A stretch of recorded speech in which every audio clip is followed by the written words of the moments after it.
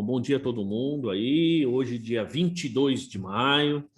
Já está começando a dar uma esfriada aí. O tempo, pelo menos aqui em São Paulo, pelo menos aqui está bem feio aí. Acho que não duvido nada se chover aí no fim de semana, né? E então quero dar bom dia para todo mundo e vamos lá, que Deus nos abençoe para que a gente possa ter mais uma aula aí, uma boa aula, né?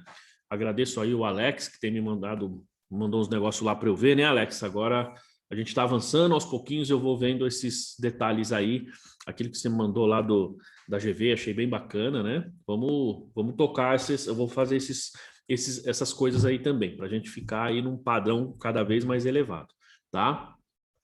Bom, uma coisa que o Edu também sempre me pergunta com relação ao curso de controladoria, eu já estou trabalhando com essa outra instituição que a gente vai certificar daqui para frente. Ela já tem um curso de controladoria lá registrado. Eu peguei o projeto dela, estou fazendo algumas adaptações. Em breve a gente já deve colocar também para rodar, tá, Edu? Você que tinha perguntado aí, né? E outras pessoas aí. Então, professor, não sei o que você mexeu aí, mas deu certo agora. Coloquei o código aqui. deu, né? Inscrito. Deu. Legal, que bom. Pessoal, quando vocês forem preencher aí, entrar no site, coloca o máximo de dados possível. Eu sei que eu tenho no cadastro e tal, mas às vezes eu quero tirar um relatório específico, alguma coisa do tipo, aí você tem todos os dados, tem telefone, tem todos os dados direitinho, tá? E como eu disse, como a gente está no meio do curso e cada um de vocês tem um período de início diferente, aí vocês por isso que eu coloquei, porque aí eu vou continuar mandando para vocês os boletos. Se eu conseguir fazer um acerto, aí eu aviso vocês, pode ser inicialmente falar assim, Edu, acertei o seu, você já pode tirar o boleto pelo site. Aí eu não mando mais, você entra lá e tira por lá. Eu estava esperando, assim, eu sou meio lerdo, né? Então, mas eu gosto de fazer as coisas certinho. Então, eu falei, primeiro deixa eu acertar a questão do site, tá todo mundo agora cadastrado, tá funcionando. Agora eu vou acertar essa questão aí de boleto, tal, não sei o quê. Porque aí o Alex tem menos boleto ou tem mais boleto que o Edu, então eu preciso ir lá e cadastrar individualmente. Né? Então, essas pessoas que estão fazendo de forma individual, vai fazendo, com exceção da Darlene, que acho que vai pagar o primeiro, né, Darlene? Se for o caso, por exemplo, eu já acerto para você pegar já direto as 12 parcelas direto pelo site. Tá? Aí eu peço para você esperar um pouquinho, se você preferir. Aí eu nem preciso te mandar. Você entra direto no site e pega todo mês. Fica mais fácil, porque aí vocês vão pegando dentro digamos assim, da possibilidade de vocês. Tá bom? Bom, e aí todo o material tá lá, viu, Janaína? Todo o material tá lá. Agora eu vou fazer uma outra coisa que eu quero ver se eu já faço esse fim de semana também. Uma coisa que a Darlene até me perguntou na semana passada, acho que o Regilson também não participou da aula semana passada, né? Se eu não me engano, ou o Fabiano, não me lembro. E aí é o seguinte, agora o que eu vou fazer? Daqui para frente, como já está cadastrado aí direitinho, pessoal, o Regilson participou, não sei, teve uma pessoa que não participou, até me perguntou da aula, né? Enfim, então a ideia, acho que a Márcia também, né, Marcelo? Então o que eu vou fazer agora? Eu vou pegar essas aulas, eu vou subir no canal do YouTube, tá? Eu vou ver se é possível deixar só um pedacinho do vídeo lá para fazer ali né, para o pessoal, digamos assim, ficar ali ter uma expectativa, mas vocês vão assistir porque eu vou colocar o link direto e não vou deixar mais público lá. Vocês vão assistir direto agora via site, tá bom, pessoal? Então, nós vamos começar a transferir tudo para o site, tá? Porque aí vocês podem assistir. Então, por exemplo, quem não assistiu a Márcia, a Darlene, então nessa semana já vai estar disponível o link lá para vocês assistirem o vídeo, tá? Não o vídeo em si, porque na verdade você clicar ele vai te mandar para o YouTube, tá? Porque tem a questão do espaço do vídeo. Embora tem bastante espaço lá, mas a ideia é deixar realmente no YouTube. Bom, então vamos lá, pessoal. Com relação, vamos falar assim, ó, imobilizado, CPC 27, propriedade para investimento, CPC 28. Dúvidas? Tranquilo? Suave aí na nave? Então, eu vou postar essa semana atividades para vocês, tá? Essas atividades, como vocês sabem, ela vai compondo a nota lá para o trabalho de conclusão, enfim, né? Então, isso também conta horas, tá? Menos, mas conta horas. E a gente tem agora, na sequência, pessoal, veja, ó, nós falamos de imobilizado, propriedade para investimento, e agora nós vamos falar sobre ativo intangível, que é, digamos assim, o último item aí, digamos, mais pesado dos ativos não circulantes, né? Alguém tem ativo intangível registrado aí?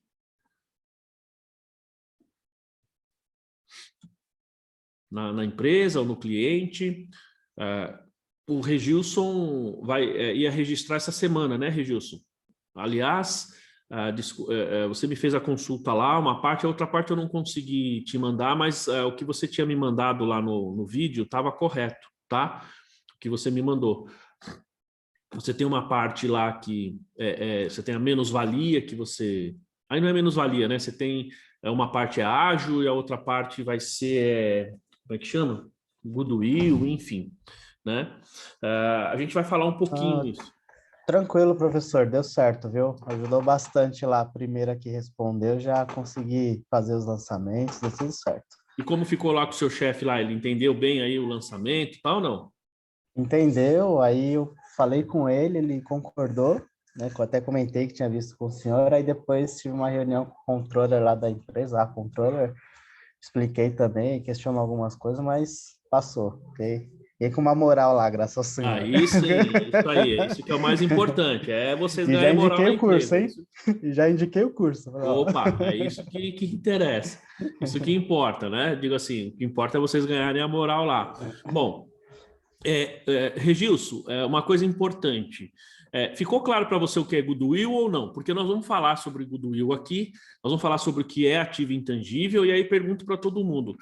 Vocês conseguem identificar com facilidade o que é um ativo intangível ou não? Vamos falar assim, como é que vocês enxergam aí essa questão do ativo intangível? É fácil para todo mundo? Não, não é? Para minha querida. Aqui eu só lidei com software só, aqui nas empresas, só. Então, e será que software é intangível? Então. Aqui tá, né? Como intangível agora. Então, depende. Propriedade intelectual também, né, professor? Oi? Propriedade intelectual. Intangível. O problema é que a gente não consegue registrar, viu, Alex? Isso é uma coisa importante. Deixa eu falar um pouquinho sobre isso daí. Porque, assim, a gente tem uma série de itens. Então, aqui já fazendo uma introdução sobre ativo intangível, né? A gente vai perceber, como o Alex comentou, você tem aí a propriedade intelectual, né? A gente chama de capital intelectual. Eu lembro quando eu estava fazendo o mestrado, em 96 eu comecei a fazer o mestrado, tá? E eu tive uma disciplina de teoria da contabilidade com o professor Eudícibus. Eu fiz duas com ele, né? Fiz contabilometria e fiz teoria da contabilidade. E na teoria da contabilidade, assim, a gente falou bastante sobre a questão de você poder reconhecer ou não determinados ativos, né? E a gente teve um cidadão, claro, depois a gente avançou no curso, tal, e aí surgiu uma discussão sobre essa com relação a capital intelectual. E o pessoal discutiu bastante, tal, e o professor Eudícibus, ele deixou bem claro, falou, o capital intelectual, infelizmente, não tem como registrar, não dá, a gente sabe que ele existe, tá?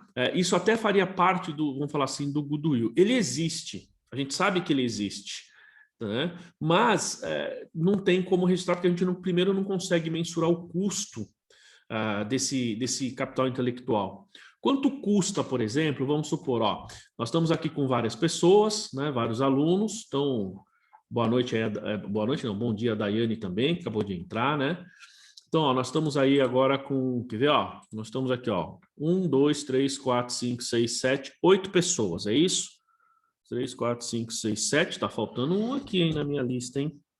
A Janaína já ia ficando com falta, hein, Janaína? Bom, nós estamos aí com 8 pessoas, e pergunto a vocês, o conhecimento que cada um adquire em cada aula, será que ele é igual para todo mundo? Será que todo mundo tem a mesma, digamos, capacidade de entendimento e aplicação? Se a gente for pensar bem, na prática isso não acontece. E outra coisa, se eu fosse somar o meu conhecimento com o do Eduardo, do Fabiano, da Darlene, do Regilson, do Alex, da Janaína, da Márcia, da Daiane, todo mundo, qual seria o resultado? Então, nós estamos em 9 pessoas na sala contando comigo. Então, se eu fosse somar os conhecimentos, esses conhecimentos eles seriam, em tese, igual a 9. Né? A gente teria assim, então o somatório dos 9 conhecimentos, vamos chamar assim, seria igual a 9. Se nós temos 9 pessoas, cada um tem um conhecimento, seriam 9 conhecimentos. Mas na prática, isso não acontece. Porque na prática a gente tem uma questão da sinergia, certo? A gente trabalhando e pensando em conjunto, o somatório, isso é o que a gente muitas vezes fala aí da visão holística, né? O somatório dos nossos conhecimentos é muito maior do que o somatório individual ou a consideração individual de cada conhecimento, perceberam? Quer dizer, somando, o resultado seria, em vez de 9, seria, sei lá, 30, por exemplo. É muito superior a se eu pegar o conhecimento individual de cada um e somar, né? Isso vem por conta da sinergia, vem por conta dessa questão de entender que cada um é um organismo independente, mas em conjunto nós nos tornamos um organismo maior, a chamada visão holística. E, infelizmente, Alex, a gente não tem como registrar isso na contabilidade, porque a gente não consegue, nós vamos ver uma coisa interessante no ativo intangível, que a gente não consegue mensurar o custo disso. Assim, tem valor? Claro que tem. Tem um custo para chegar lá? Tem. Mas qual que é esse custo? Será, Alex? Veja só. Você está fazendo esse curso aqui, você faz um curso na GV, e você já fez uma série de outros cursos, tá certo? Pergunto, qual é o custo do seu conhecimento? Será que é só o valor da mensalidade que você paga? Ou você tem outras coisas agregadas a esse conhecimento? Tem outras aí, ó. Tem a internet que eu pago, o computador que eu comprei, tem um monte de coisa para poder fazer esses cursos aí que foi agregando, né? Não tenho como estudar online. Tá. Enfim, deixa eu só ver. Eu vi aqui agora, Janaína, ainda está aparecendo para você que você não está lá no curso? Você conseguiu fazer de novo o cadastro ou não? Enquanto eu vou falando aí, você pode escrever aí se quiser. Então, muitas outras coisas. E assim, ainda que você pegue lá, eu comprei o computador, eu gastei o meu tempo, será que esse é o custo? Veja só, ainda assim, no meu entendimento, ele fica, digamos, subjetivo. É difícil a gente mensurar isso aí.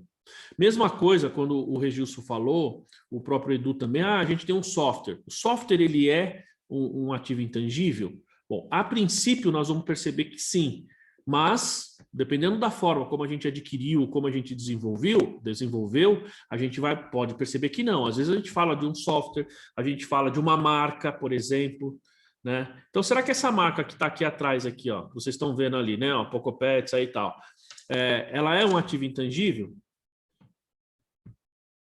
Eu posso registrar como ativo intangível? Não, Edu. Infelizmente, não.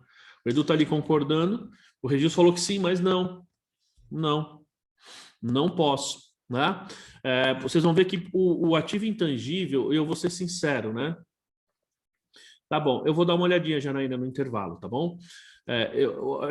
Quando a gente tem um ativo intangível, pessoal, existe uma linha, digamos assim, bastante tênue aí, que a gente fala assim, olha, puxa, isso aqui é intangível, isso aqui não é. Como é que a gente consegue identificar isso? Será que isso aqui eu posso registrar como intangível? Por exemplo, essa marca aqui, ó. Qual o valor que eu poderia registrar essa marca? Essa marca foi eu que criei, ainda fiz de uma forma bem simples, quer dizer, quando vocês veem esse logo aqui, pessoal, essa parte aqui, ó, tá vendo? Ó, isso aqui que vocês estão vendo aqui, ó, né?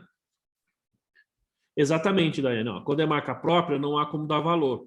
Uma coisa assim, isso mesmo, no seu próprio balanço. Porque, vejam só, aqui vocês estão vendo, ó, vou sair da frente aqui, ó, vocês estão vendo aqui, ó, então tá vendo, ó, Pocopets, escola de negócio aqui. Isso aqui, pessoal, eu escrevi no Word, tá? E vou explicar o porquê. Essa parte que vocês estão vendo aqui, ó, tá vendo essa cruzinha aqui que vocês estão vendo aqui, ó? É difícil mostrar aqui, porque para mim é invertido aqui, ó, tá vendo? Se vocês repararem, vocês têm 4 P's ali, ó. Tem gente que pensa que é cruz, tem gente que pensa que é da área médica e tal. E você tem essas setas em volta, tá bom? Então, vamos lá. Como é que eu fiz isso daí? O meu logo original inicial, pessoal, ele tem aquela parte do meio, foi um publicitário, tá? Um amigo do meu irmão, na época, amigo meu também, que desenhou ali. Ele fez aquele logo ao lado do nome Pocopets Contabilidade, na verdade. Só que o Pocopets, quando ele escreveu com letras próprias, ele criou as letras, não é letra de computador, ele fez à mão, porque ele é publicitário, é desenhista e tal. Muito bem. E ele colocou os 4 P's.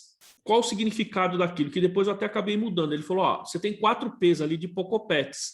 Eu coloquei eles entrelaçados, parece um sinal de mais. Como você trabalha com contabilidade, números, tal, isso nos remete à soma, né? Não sei se esse foi o pensamento dele. Eu já depois, pensando melhor, mudei. Eu tenho 4 P's, né? Já ouviram falar dos 4 P's? Então eu tenho preço, praça, produto e prazo, certo? Então eu entrelacei os 4 P's ali. Muito bem, depois eu fui lá e coloquei aquelas setas que significa, no meu modo de ver, expansão, significa que a gente está sempre expandindo. E mudei as letras que ele fez. As letras que ele colocava, pessoal, como era uma letra específica, eu nunca consegui... Hoje a gente tem até um pouquinho mais de recurso, tá? Mas isso aí foi feito há, imagina, muito tempo atrás, em 92, 90 e alguma coisa. A gente não tinha recursos de internet, de sistema, para poder pegar aquelas letras e copiar e fazer tudo de novo, tá? Como eu disse, hoje a gente consegue fazer isso com um pouquinho mais de facilidade. Bom, então eu peguei e mudei. Bom, e por que eu estou contando essa história para vocês? Porque veja só, primeiro, o logo que foi feito por um profissional, que é aqueles 4 P's ali, ele me deu de presente. É um amigo meu, ele falou, ó, vou fazer para você, tal, não sei o que, ele me deu de presente, que a gente ajudava eles lá de outras formas, né, lá com o escritório, com o espaço. Então ele fez, ó, vou fazer para você e me deu. Quanto eu gastei ali? Nada. Depois eu fiz algumas mudanças, né? Que eu estou até pensando em já fazer uma modernização aí. Quanto que eu gastei? Também nada. Então percebam que eu não consigo mensurar, né, com o custo disso. Então essa é uma característica muito importante quando a gente pensa em ativo intangível. Porque a gente percebe, gente, muitas pessoas falando assim, não, uma marca é ativo intangível. Depende. Tá? Porque só, não, mas eu não sei quanto custou, mas eu sei o custo do registro. Perfeito, eu posso registrar essa marca lá no INPI, tá? Mas a gente tem que lembrar o seguinte, que quando eu vou registrar no INPI, a marca já está pronta. E aí não é custo digamos assim, não é custo do ativo intangível. Por quê? Do mesmo jeito que eu tenho imobilizado, propriedade para investimento, o custo que eu vou considerar nesses ativos é até ele ficar pronto ou em condição de uso. Certo? A partir desse momento, qualquer coisa para frente é despesa. Então, isso não pode ser considerado como ativo intangível. E um outro conceito que a gente tem aí é o conceito do goodwill, que a gente precisa separar o que é goodwill, tá? Aí eu pergunto para vocês, pessoal, vocês sabem o que é goodwill? Tem alguém aí que não sabe, nunca ouviu falar, ou já ouviu falar, mas não sabe muito bem?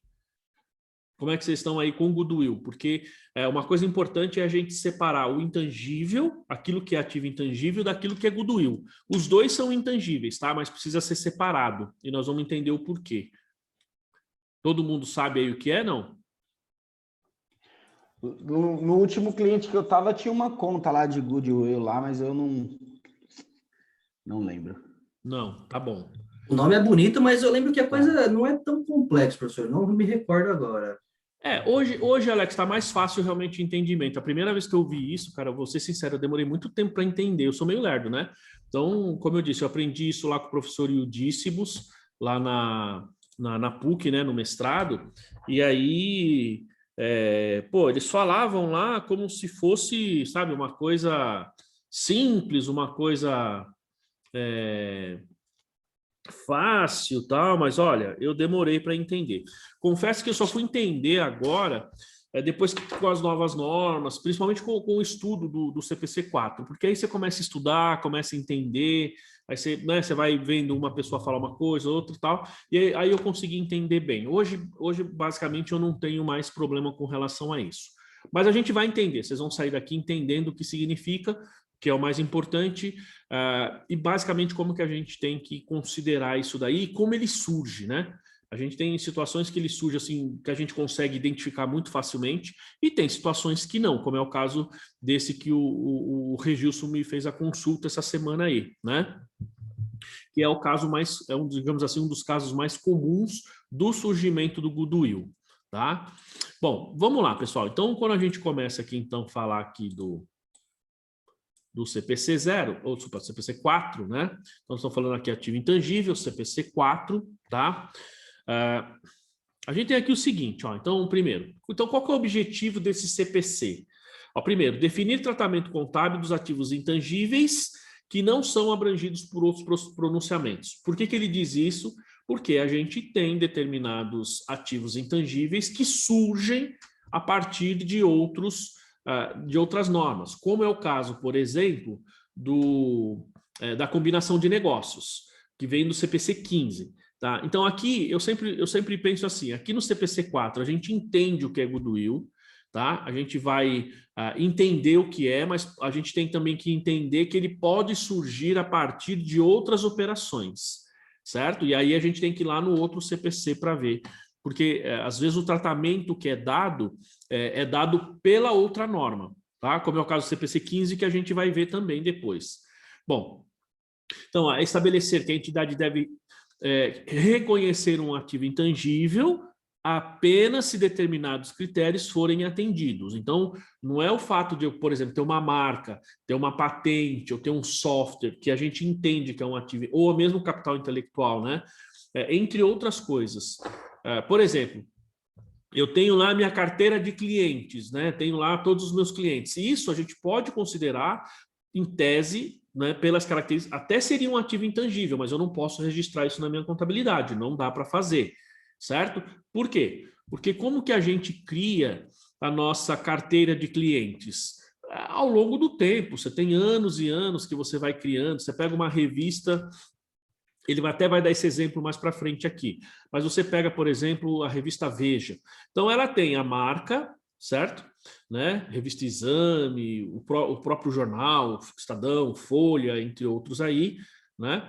As próprias TVs também, o mesmo telefonia. Então, você tem lá uma carteira de clientes, né? Um número de assinantes, veja, que vai sendo formado ao longo do tempo. Então, qual que é o custo para isso? Existe. Então, por exemplo, vamos supor que eu vou comprar a Claro, tá? Então, na Claro nós temos telefonia, tem TV a cabo, né? E tem outras coisas a mais aí. E tem lá uma base de dados, uma base de clientes que consomem esse tipo de produto. Então, quando eu for comprar a Claro, evidentemente, eu estou comprando a Claro e todos os clientes. Eu vou comprar, eu me lembro, por exemplo, vamos comprar como o Grupo Ânima comprou a Universidade de São Judas. Eu lembro que quando ele fez essa operação, a São Judas tinha, acho que aproximadamente de 30 a 35 mil alunos, alguma coisa assim, né? Então, se ele tinha lá uns 35 mil alunos, né? Espera aí. Como a gente tinha lá uns 30, 35 mil alunos, né? Na Universidade de São Judas, veja, eu estou comprando a universidade, estou comprando as instalações da universidade, ok? Mas também, fala exatamente, o Alex está lembrando, comprou a EMB, eu estava na EMB agora, né, Alex? E saí agora no final do ano, né, no comecinho aí do ano aí, eu estou postando, tá, Janaína? E aí, a gente tinha... por exemplo, então, quando ele compra lá, a gente tem, puxa, quantos alunos, né? Você tem milhares de alunos. E aí eu compro a instituição, eu compro todo o... Como eu posso dizer? Compro todo aí o... Eu postei lá, Janaína. Tá? Pessoal, postei esse material no grupo, para quem não conseguiu pegar ainda, tá? Bom, então eu compro toda a infraestrutura.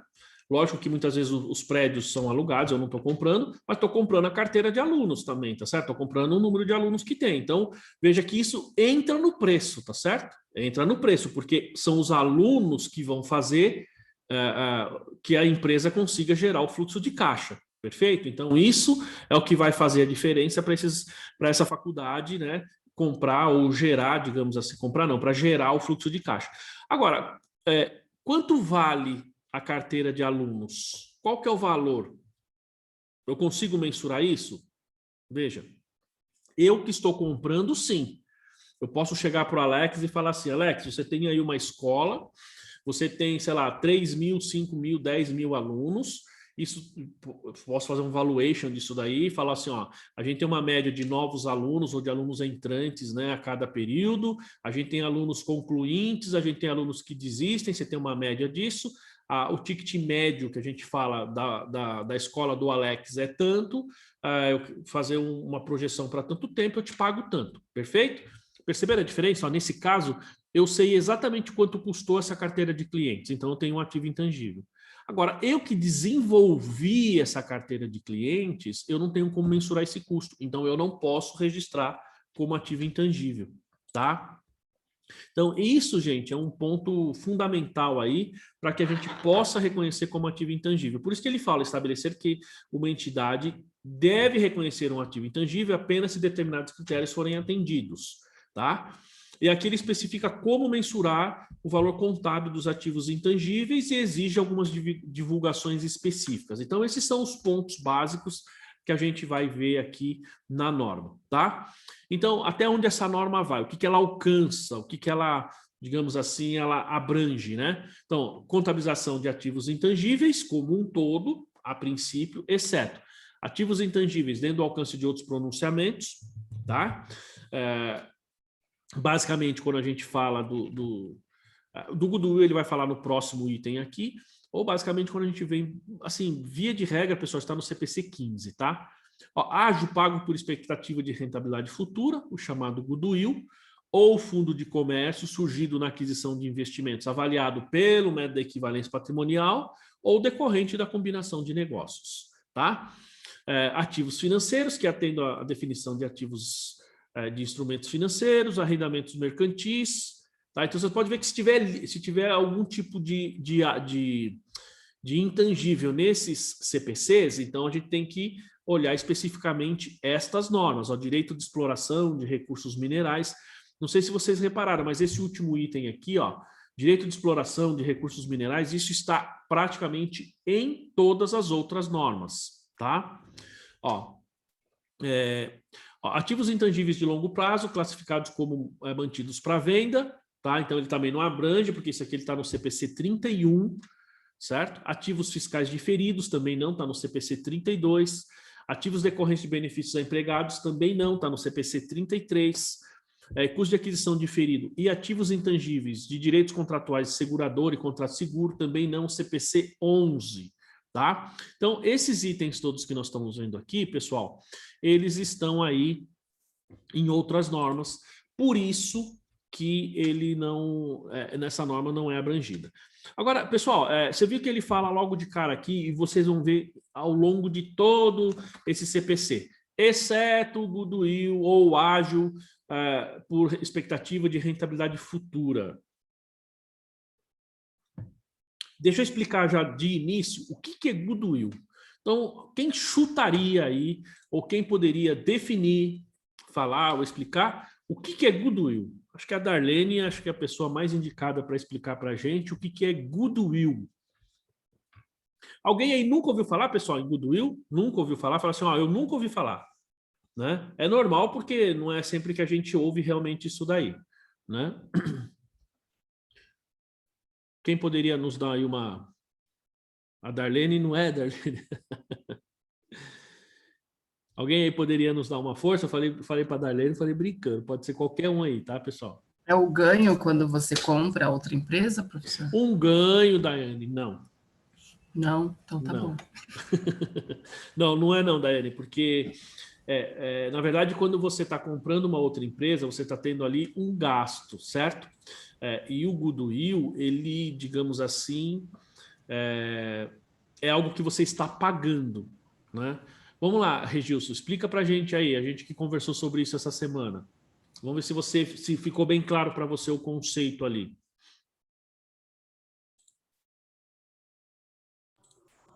Pelo que eu entendi, é que acho que não se aplicou porque não tinha um laudo lá, né? Mas seria a diferença... Então. Não tinha um laudo, então fiz pelo ágio mais valia, né? Mais ou menos, né? Ou, por isso que vamos pesquisar um pouquinho melhor, que talvez, quando não tem o laudo, se ele não é 100% goodwill, né? Tem que ver como que é a consideração disso. Eu não consegui... Exato, porque só tinha no contrato lá o valor, Isso, né? exato. Então, aí por isso que eu acabei considerando como ágio mais-valia, mas pelo que eu tinha estudado, né, e pelo que eu entendi, o goodwill seria se você tivesse um laudo, né, a diferença aí da expectativa do seu ganho no futuro, né? Tipo assim, você pagou, sei lá, 8,5 milhões, mas no laudo lá vale 13, né? Então, essa diferença seria o goodwill? Não, teria que ser o oposto. Teria que ser o oposto. Eu vou explicar. Fala, Alex. Eu vou explicar. Teria que ser... Professor, o goodwill, sei lá, eu vou dar um chute aqui, mas tipo, um chute de 3 dedos e vem dado. O goodwill talvez seja quando, no caso aí, toda a experiência que as pessoas que trabalham na empresa faz dela crescer, criar valor na marca, agregar valor. Então, você, vamos supor, a escola de negócio hoje, Poco Pets, daqui a alguns anos ela cresce bastante, ela criou um valor.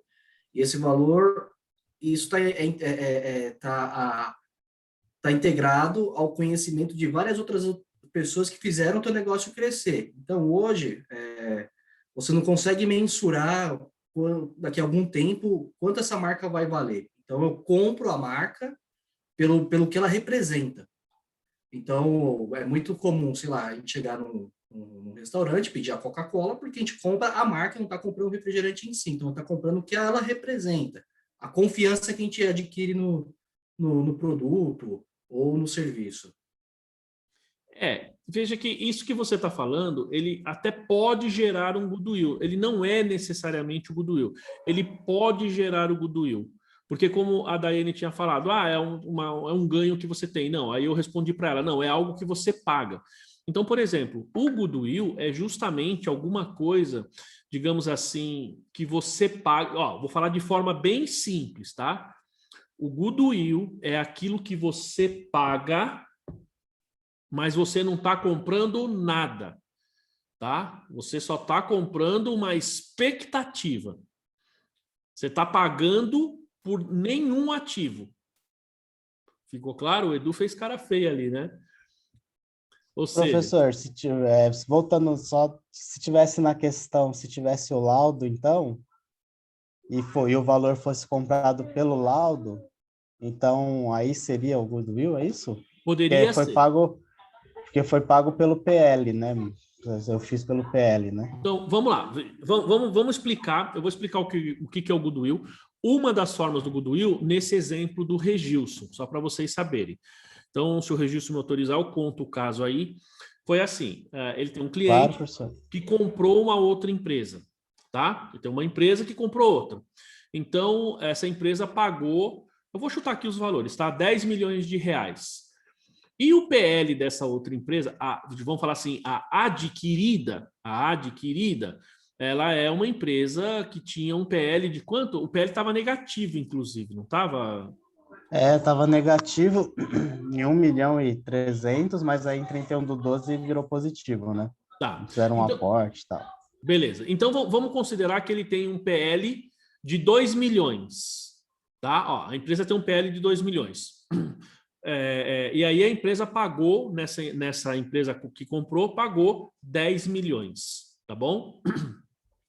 Aí é o seguinte, pessoal. Normalmente, digamos assim, nessa diferença entre 2 milhões e nesses 10 milhões, até expliquei para o Regilson que o ideal é que as empresas tenham um laudo.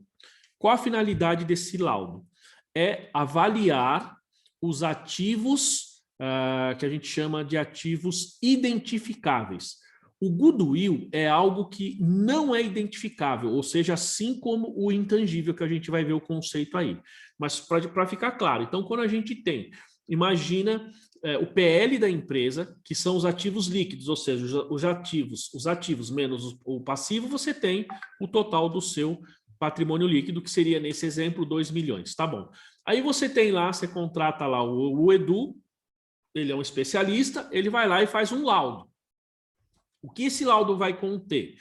Depois a gente chama isso de PPC, né? que é um documento que a gente faz para poder fazer o registro contábil. Por isso, Regilson, que eu achei estranho não ter. Mas, a princípio, tudo bem.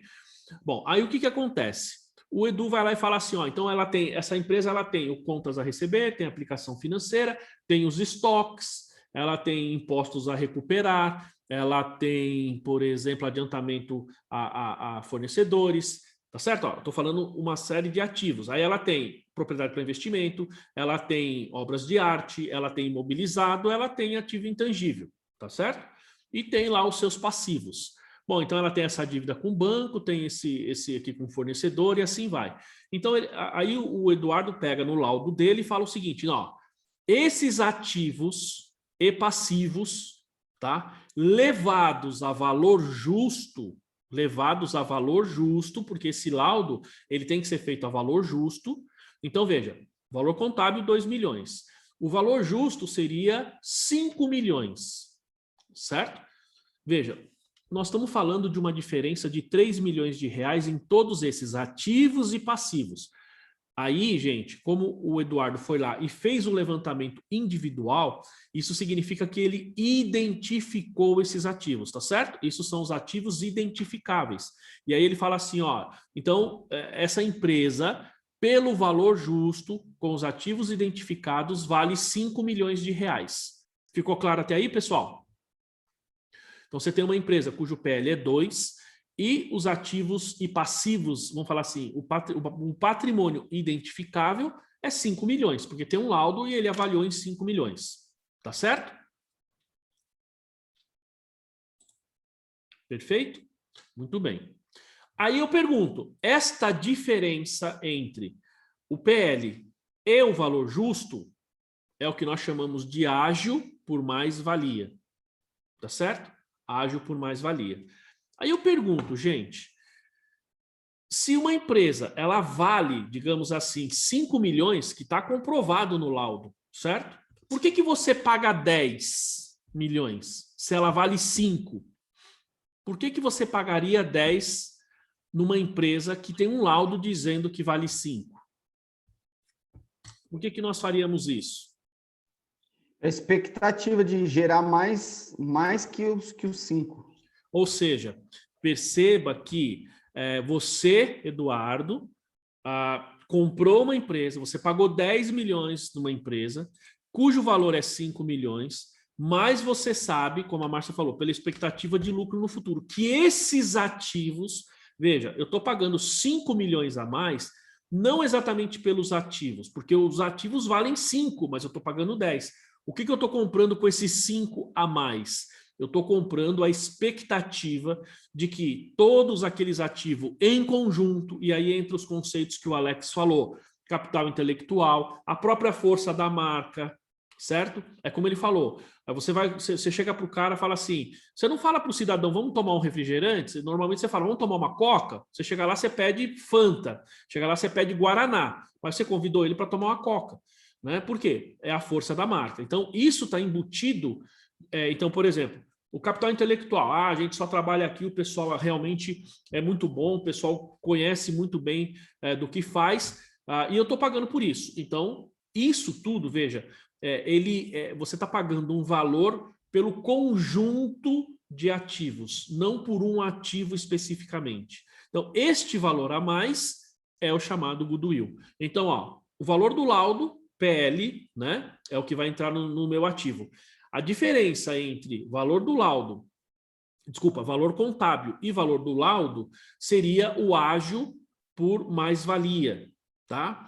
E dos 5 milhões até os 10 milhões também seria ágio, mais ágio pela expectativa de rentabilidade futura, o goodwill, tá? Então percebam que nós temos aí 2 tipos de ágio, tá? Então, na prática, Darlene, deveria, eu entendo que deveria. Sabe por quê? Até porque, pelo menos na junta comercial aqui em São Paulo, claro que quando o procedimento é da junta, acho que vale para todas as juntas comerciais do Brasil inteiro, né? Porque você tem o Departamento Nacional de Registro aí, que cuida disso. Mas eu entendo que esse laudo, ele é obrigatório, porque depois isso deveria acompanhar a alteração contratual na empresa lá na junta comercial, tá? Depois eu vou até verificar no aspecto legal, tá? Se isso é obrigatório. As grandes empresas todas fazem, tá? A gente faz aquela chamada due diligence. Um dos motivos também é para tentar apurar essa diferença, né? Para você poder ver essa diferença de quanto você está pagando, quanto a empresa vale e quanto seria aí o seu goodwill, tá? Esse PPC, essa sigla, é uma sigla em inglês que eu não me lembro agora. Eu vou pesquisar na hora do intervalo, passo para vocês, mas que a gente tem que fazer um papel, digamos assim, para você poder fazer as alocações devidas. Ó, isso aqui é imobilizado, isso aqui é investimento, isso aqui é intangível e isso aqui é goodwill, tá? Esse PPC serve para isso. A auditoria usa muito isso. Tá? Toda vez que a auditoria vai testar uma incorporação, uma fusão, ela vai olhar e vai gerar, aí, digamos assim, o PPC. Tá? Então, não sei se ficou claro, pessoal. Não, Darlene, o contador até poderia fazer isso, tá? Mas não é o contador da empresa. Você precisa ter uma pessoa independente. Nesse caso, até onde eu entendo, deveria ser uma pessoa independente. Você até poderia fazer isso. Vamos lá, você é contadora da empresa, então sua empresa vai ser vendida ou você vai comprar uma outra empresa, enfim, é sempre a empresa comprada que tem que apresentar esse laudo, né? E aí você tem que apresentar. Agora, eu sou contador da empresa, eu vou vender a empresa, é uma empresa do grupo, eu mesmo posso fazer? Até pode, tá? Mas é assim, tem um... o Alex está falando que é paridade de poder de compra, né? Tem essa sigla em inglês, né? O que o pessoal fala, Alex. Né? Então, é uma sigla em inglês aí. Então, vamos falar assim, ó, o termo paridade de poder de compra, né? A gente está falando de, por exemplo, então, se eu for comprar essa empresa hoje, ela valeria tanto, faz todo sentido o nome, né? Valeria tanto, embora os ativos lá na contabilidade estejam desvalorizados. Então, eu preciso registrar, e mais, hein? O CPC 15, ele diz que nós temos que registrar os ativos e passivos. Olha lá, é isso aí, é isso mesmo, Purchasing Power Parity. A gente precisa registrar esses ativos e passivos pelo valor justo, tá? E não pelo custo contábil que está na outra empresa. Entendeu, Regilson? Então, por exemplo, a sua empresa adquiriu uma outra, e aí a gente tem que ver, eu estou comprando as ações, eu vou fazer uma incorporação, como é que vai ser essa participação, entende? Então, isso também faz diferença, porque às vezes eu estou comprando lá, eu entro no capital social da outra empresa, mas eu não vou fazer nenhum tipo de fusão, então, mas eu não vou incorporar, não vou fazer nada, ela simplesmente vai ficar lá e eu só tenho a participação nas ações. Tá? Então, aí também teria, porque aí eu só vou fazer equivalência patrimonial e consolido, mas não preciso pegar o valor dessa outra empresa, esses ativos todos e transferir. Mas para a definição desses itens, né? Desses itens todos, a gente precisaria ter, como se diz... Professor, Oi, diga lá. Então, o goodwill é mais ou menos o que houve lá em 2011, 10, com as empresas do Ike, que ele vendeu papel que não valia nada, que ninguém sabia o que estava comprando, não tinha empreendimento, era uma expectativa futura. Então, todo mundo comprou as ações e no final não tinha empresa, não tinha um projeto lá. Perfeito. Cara. É isso mesmo. Então, por exemplo, você está comprando... OGX? Pode falar, desculpa. Foi a OGX, se não me engano. É o quê? A OGX, a empresa. Sim, as empresas dele, isso mesmo. Esse caso dele lá também acontece, embora nessa situação não é uma compra, porque a gente tem dois jeitos de gerar o goodwill. Você tem a aquisição, quando você adquire ele de forma direta, esse caso, ou quando ele vem por meio de uma combinação de negócios, tá? Por exemplo, esses exemplos que eu estou dando, ele surge em uma combinação de negócios, tá?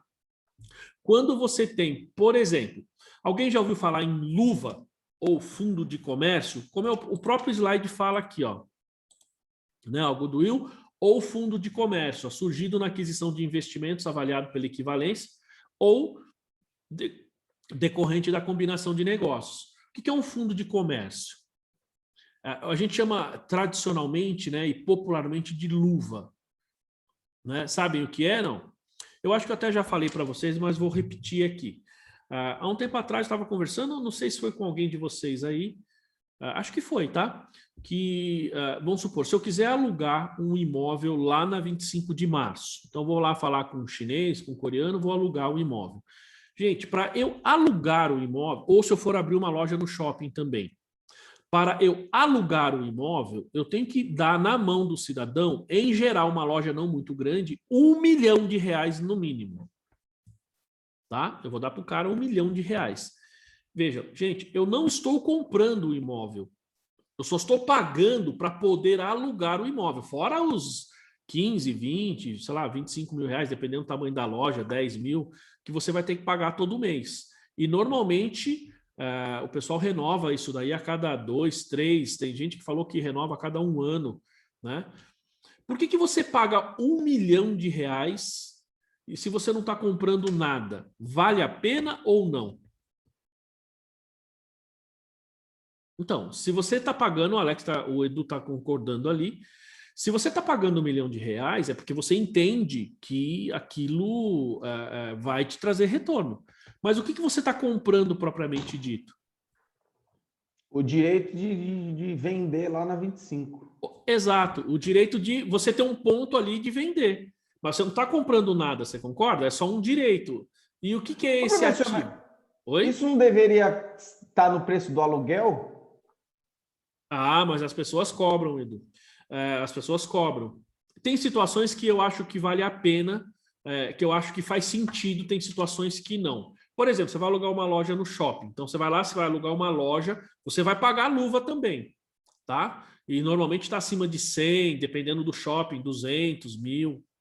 De novo, você não está comprando a loja lá no shopping, tá? Você está pagando a luva. Por quê? Esse valor que você está pagando, claro que você tem que pagar o condomínio, certo? Você vai ter que pagar o condomínio no shopping. O condomínio está embutido lá segurança, que mais? A limpeza, já está tudo dentro do valor, tá? Fora o aluguel do imóvel. Então, você paga o aluguel mais o condomínio, tá? Isso não tem nada de novo, mas você paga essa luva. Por quê? Porque, veja só, uma loja no shopping vende bastante. Por quê? Porque o shopping faz a campanha lá, faz a propaganda, justamente pelo fato da facilidade. Então, as pessoas preferem comprar no shopping porque ela vai lá, para o carro. Embora a gente tenha assaltos, esse tipo de coisa no shopping, o risco é muito menor do que você, por exemplo, ir no Brás comprar, né?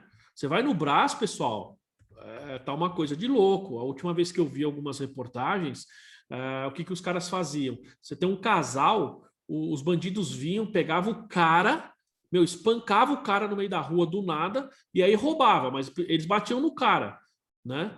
Além de roubar, batia no cara, porque aí intimidava, tal, não sei o quê. Porque normalmente eles também sabem que o dinheiro acaba ficando com o cara, em vez de ficar com a esposa, acaba ficando com o homem. Uma coisa impressionante, né? E aí os caras saem andando como se nada tivesse acontecido. No shopping, pode até acontecer, mas o risco é muito menor. Então, veja, o fato de você ir, as pessoas se sentirem seguras, você ter uma grande concentração de pessoas, então isso são fatores que você não consegue da noite para o dia. Então, você paga por isso, tá? Então, isso é a chamada luva, tá? Você paga simplesmente pelo direito de alugar. O que você está comprando? Nada. Você está comprando uma expectativa. Tá claro, pessoal? Isso é goodwill. E quando a gente vai fazer esse registro contábil, eu preciso separar o que é ativo intangível do que é goodwill. E por que essa separação é necessária? Porque o goodwill, ele não é identificável. Eu não sei exatamente o que eu estou adquirindo. O ágil, eu sei exatamente a que ele se refere. Tá? O goodwill, ele se refere ao conjunto de coisas que faz com que você gere essa expectativa. Então, essa é a diferença básica, e fiz questão de explicar no começo, ele vai falar um pouquinho mais para frente, porque ele sempre vai aparecer aqui, ó. Então, ágil por expectativa de rentabilidade futura, goodwill, tá? Então, é bom no futuro, né? É o que vai acontecer de bom no futuro. Então, retornos no futuro. Ficou claro, pessoal, esse conceito ou não? Basicamente aí. Tranquilo aí para todo mundo? Se sim, só dá um joinha aí, só para eu saber, né? Se tá ok. Beleza. Então, essa é a diferença, tá? Bom, então, continuando, ó. Aí ele fala aqui, ó. Isso aqui nós vimos, tal. Então, veja que o alcance aqui, o CPC4, então ele alcança ou ele pode estar relacionado com software, até com gasto de propaganda, dependendo do caso. Nós vamos falar sobre isso. Marcas e patentes, treinamento. Normalmente, gasto com propaganda é muito difícil de eles ter até ser considerado como ativo intangível, tá? Ó, treinamento, isso pode ser gastos pré-operacionais, dependendo do caso, pode ser. Atividades com pesquisa e desenvolvimento aqui, a gente tem um certo... A gente tem que saber separar esses dois itens. Pode surgir do leasing, tem direitos a filmes cinematográficos, gravações, peças teatrais, manuscritos, patentes, direitos autorais, enfim, uma série de outras coisas. O capital intelectual, a gente tem a restrição, porque a gente não consegue medir o custo. Que mais? Livros, né? Que a gente está falando de direito autoral.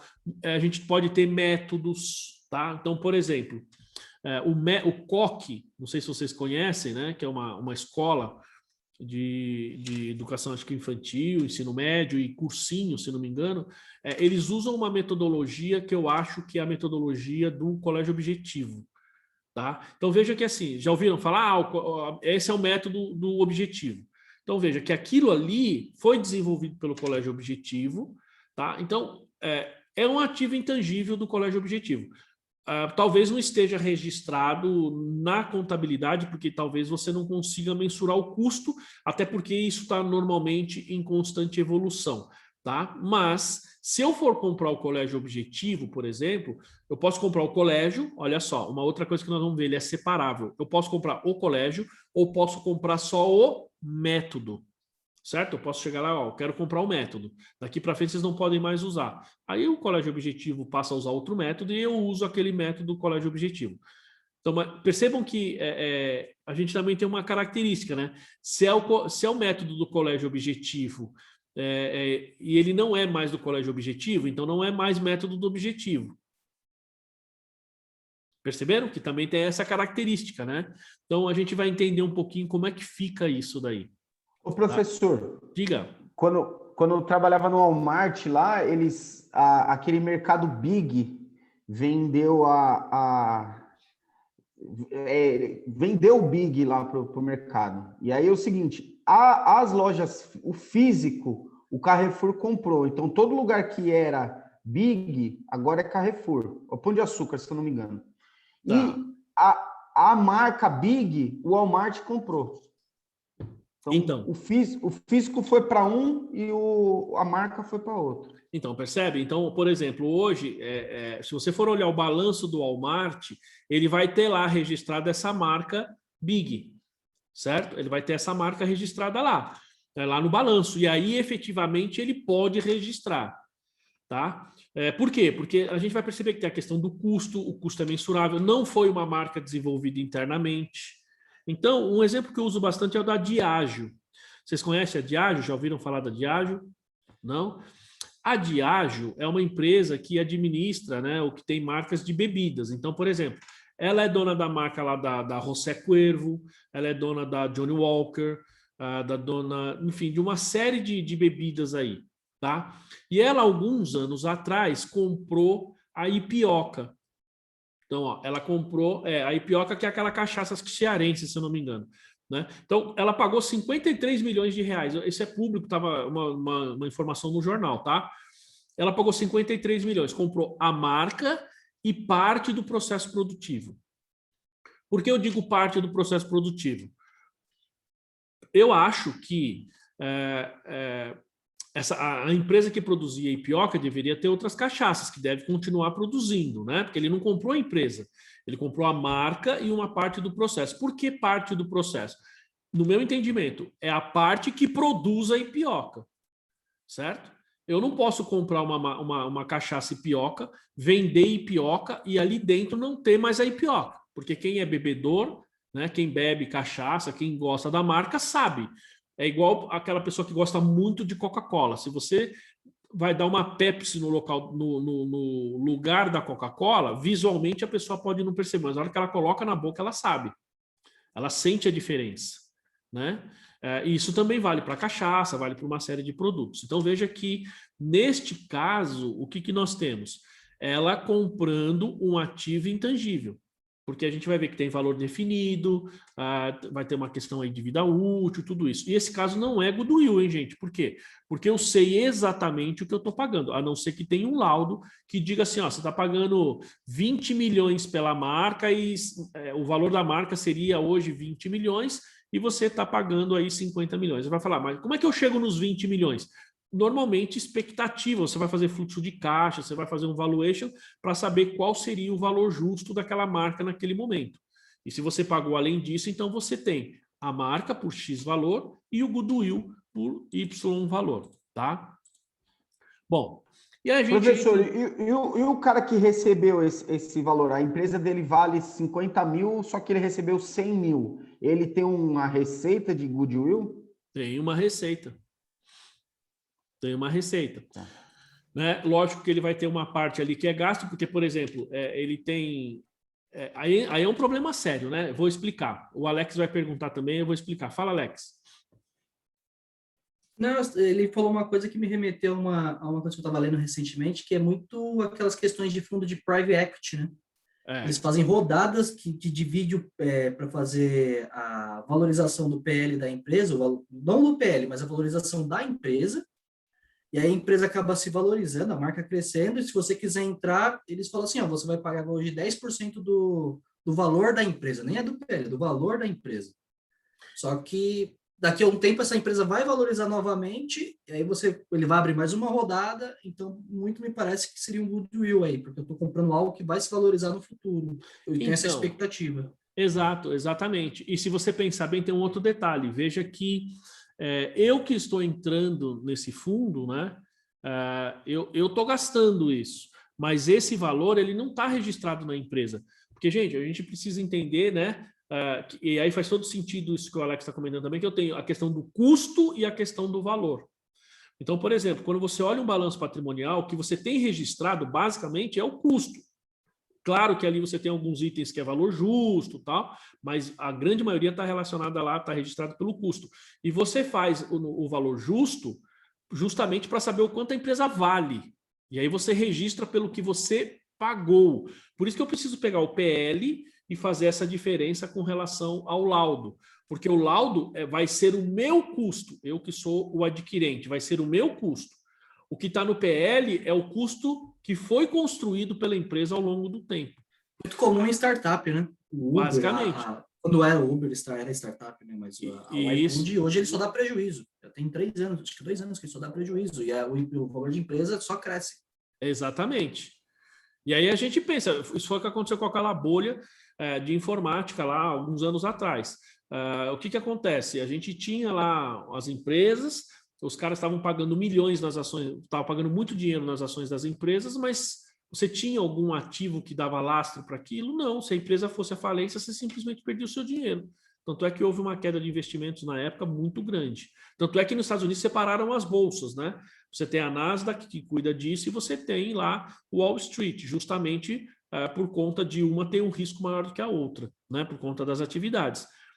E aí a gente entra no que o Edu falou. Ele falou assim, olha, então você tem uma marca, por exemplo, ó, tem a minha marca ali, Pocopets. Eu vou vender isso aí, o Eduardo quer comprar. Tá bom, acerto com ele. Ó, você vai comprar aqui, você vai me pagar, sei lá, 100 mil reais por essa marca.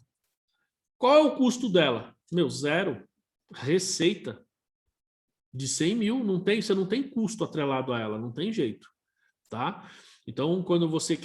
Só que tem que lembrar o seguinte, quem é o detentor daquela marca? É a empresa ou muitas vezes é a pessoa física? Né? Então, quem está recebendo vai receber e vai ter a receita. Se for a pessoa física, vai na pessoa física. Imagina, o cara vai pagar um dinheirão lá, tá? Bom, então a gente tem aqui alguns conceitos, algumas definições que vocês já estão bastante acostumados aí, que é bem simples em alguns casos. Então, combinação de negócios, isso aqui a gente fala bastante aqui nessa norma. Então, é o resultado de transações ou outros eventos em que um adquirente, um comprador, obtém o controle, tá? Veja que ele fala controle, de uma ou mais atividades empresariais diferentes. Por que ele fala controle, pessoal? Porque, às vezes, eu adquiro o controle, mas eu não vou incorporar a empresa, eu não vou necessariamente ligar os ativos, não vou fazer a incorporação. No meu balanço não vai entrar aqueles ativos. Lá no meu balanço vai entrar somente o investimento, como é o caso aí quando você tem equivalência patrimonial. de uma ou mais, veja só, ele fala atividades empresariais diferentes. Tá? A obtenção do controle pode ser alcançada de diversas formas. Então, aqui é uma coisa importante que a gente vai ver depois quando a gente for falar de contabilidade de empresas, de grupos de empresas, que o controle ele pode ser obtido quando eu adquiro as ações, ou às vezes eu não comprei nenhuma ação, mas eu me juntei com outros acionistas e a gente passa a ter o controle e eu vou ficar à frente, então eu tenho o controle. Uma série de, digamos assim, de formas diferentes para adquirir o controle, tá? Outra coisa importante sempre quando a gente fala de combinação de negócios ou aquisição ou obtenção do controle é a chamada data de aquisição. Eu já falei isso para vocês também quando a gente tem a questão do valor justo. Sempre que você fala em termos de valor justo, você tem uma data de mensuração. Então, aqui ele sempre traz a data de aquisição. Também é fundamental, tá? Então, a data de aquisição, né, ou de aquisição, de uma combinação, é a data em que a adquirente obtém, efetivamente o controle sobre a adquirida. E por que ele usa e por que ele traz isso no conceito? Porque, às vezes, você está fechando um negócio, então eu assinei o contrato agora, então eu estou comprando a empresa da Daiane, tá? Fui lá, comprei a empresa da Daiane, assinei o contrato, mas olha só, eu só vou passar a mandar, a controlar essa empresa, sei lá, a partir de 1º de julho ou 1º de agosto. Percebe? Então, eu estou assinando o contrato agora, eu estou comprando agora, mas eu só tenho controle em agosto. Ou o controle só vou ter no ano seguinte. E aí, essa data da aquisição, a gente tem que considerar, porque é a partir desta data que a gente obtém o efetivo controle, é que eu tenho que fazer aí a consolidação, a equivalência, enfim, né, que eu vou reconhecer alguns ativos, tá? Ou passivos, dependendo do caso. Então, essa data de aquisição ela é muito importante. E a amortização, como a gente fala, no caso de ativo intangível, assim como a depreciação, é a alocação sistemática do valor amortizável do ativo intangível ao longo da vida útil. Então, a gente tem, digamos assim, o confronto entre o benefício do ativo intangível e a despesa por meio da amortização. Então, um pouquinho, o conceito é o mesmo da depreciação, né? Bom, e aqui a gente tem o conceito de ativo, tá? Ele reforça que é um recurso que é controlado por entidade, como resultado de eventos passados, e que se esperam benefícios econômicos futuros. De forma básica é isso, esse conceito hoje está um pouquinho diferente, porque ele fala que ativo é um direito, né, que a gente tem, e aí eu tenho o direito de receber alguma coisa de alguém ou o direito de uso de máquinas, enfim, mas é só uma questão conceitual. O fato que o conceito de ativo, na verdade, é quando eu tenho o controle, certo?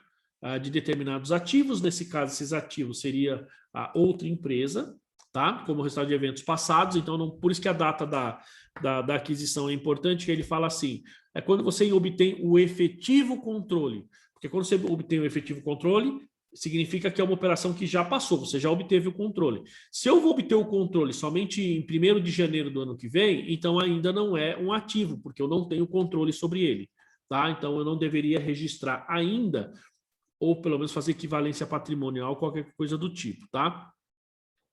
E que se espera benefícios econômicos futuros. Então, gente, se você tem uma marca, por exemplo, a minha marca aqui, qual a minha expectativa de geração de benefícios econômicos futuros? Percebe? Quando você vai comprar hoje, hoje, um Apple, né?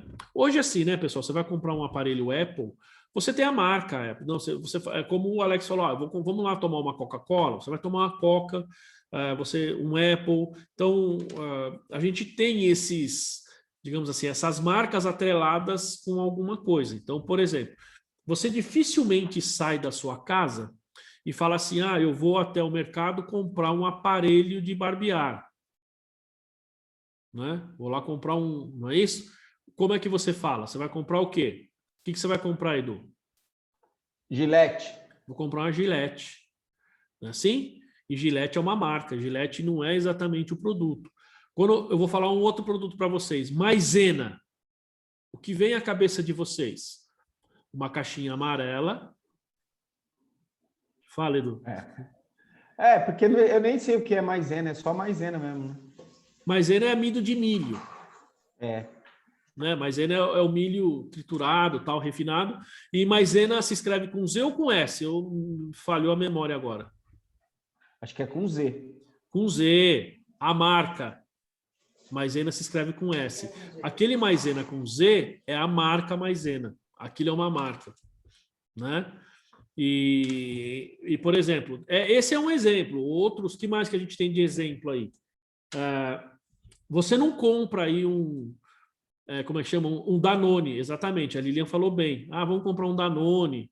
Não, você não vai comprar um iogurte, um iogurte, como falam por aí, né? Você vai comprar um Danone.